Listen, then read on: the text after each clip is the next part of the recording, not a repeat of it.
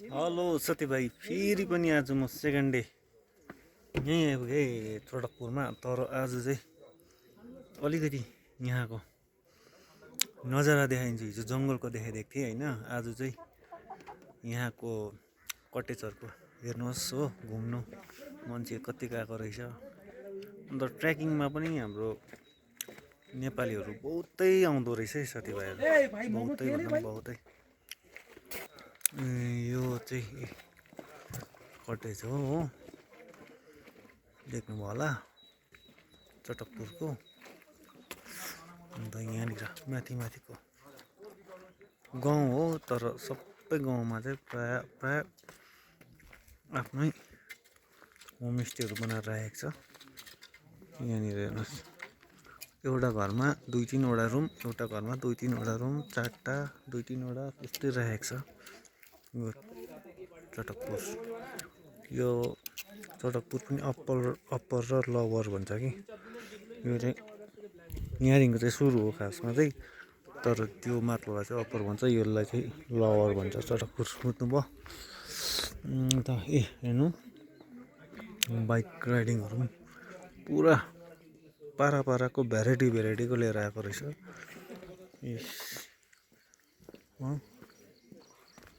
हेर्नुहोस् त, हेलमेट पनि पाराको हो, बाइक पनि पाराको।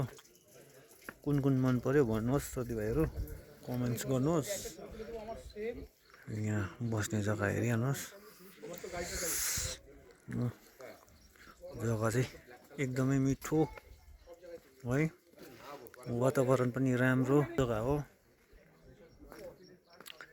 अन्त मेरो चाहिँ गेस्ट अहिले चाहिँ फिलहाल चाहिँ उकालो माथि पनि जान्छ कि यहाँ माथिसम्म गाडी, तर म त्यता गइनँ, यहीँनिर लिएर चाहिँ यहाँबाट उकालो पठाइदिएको छु मैले सर्टकट हो। यहाँबाट माथि चाहिँ भ्यू पोइन्ट छ, भ्यू पोइन्ट गएको छ। अन्त आएर चाहिँ फेरि यहाँ मुनिपट्टि पोखरीमा जान्छ होला, त्यस्तो हो कुराकानी चाहिँ हो। यहाँ हेर्नुहोस् है, फुल यो ड्यामै फुल्दा चाहिँ कस्तो चाहिँ हुन्छ होला हेर्नुहोस्, घन्टी फुल सानै देख्नुभयो होला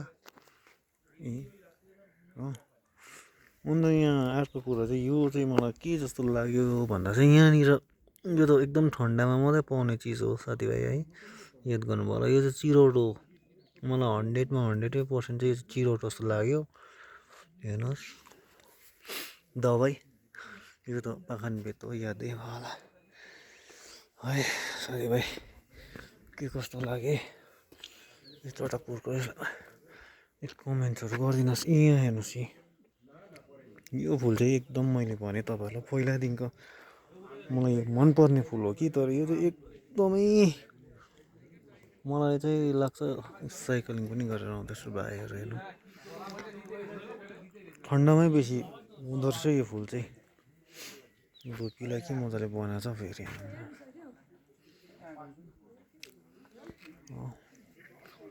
साइक्लिङ गरिरहेछ भाइ बहिनीहरू, जग्गा एकदमै राम्रो छ है, हेर्नुहोस् हो। अन्त चाहिँ फेरि हेर्नु है, यहाँभित्र त जानु साह्रै एलाउ त छैन होला र पनि है, यो चाहिँ गुराँस है साथीभाइ, हेर्नुहोस् त मजाले।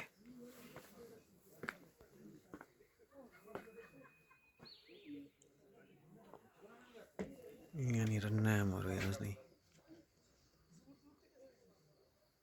रुमको नाम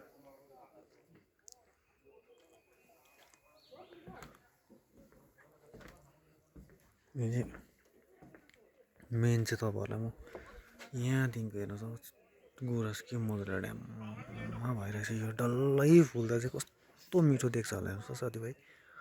आमा पछाडि पनि रहेछ एउटा उयो रहेछ है गुराँस चाहिँ, वाउ। हुनेले चाहिँ यसरी गुराँसहरू तपाईँहरूले पनि लाउनुहोस् है, हुनेले चाहिँ ठन्डामा लाउनु भने चाहिँ एकदमै राम्रो रहेछ है। हेर्नु नि यो काठको बाँसको डिजाइन हेरिहाल्नुहोस् फेरि मेहनत चाहिँ कति चाहिँ होला आम्मामा यहाँ नि यो काटेर लाउँदा चाहिँ मेहनत चाहिँ कस्तो चाहिँ लाग्यो होला है यहाँनिर यत्रो यत्रो यत्रो सानो हातको नाप हेरिहाल्नुहोस् होइन यहाँ हेर्नु नि यत्रो यत्रो काटेर लाउँछ मेहनत ब्याम्बो बाँसको डिजाइन देख्नुभयो होला है साथीभाइ के कस्तो लाग्यो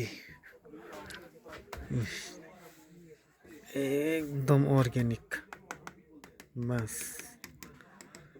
पाइप पनि होइन नि यो फेरि बाँस हो नि ब्याम्बो डिजाइन हेरिहाल्नु भयो होला यो देखेको चाहिँ बाँस होइन नि फेरि यो चाहिँ सिमेन्ट हो सिमेन्ट ओके साथीभाइ आउँदैछ अझै साइक्लिङ गर्नेहरू हेर्नु त यस्तो रफ बाटोमा नि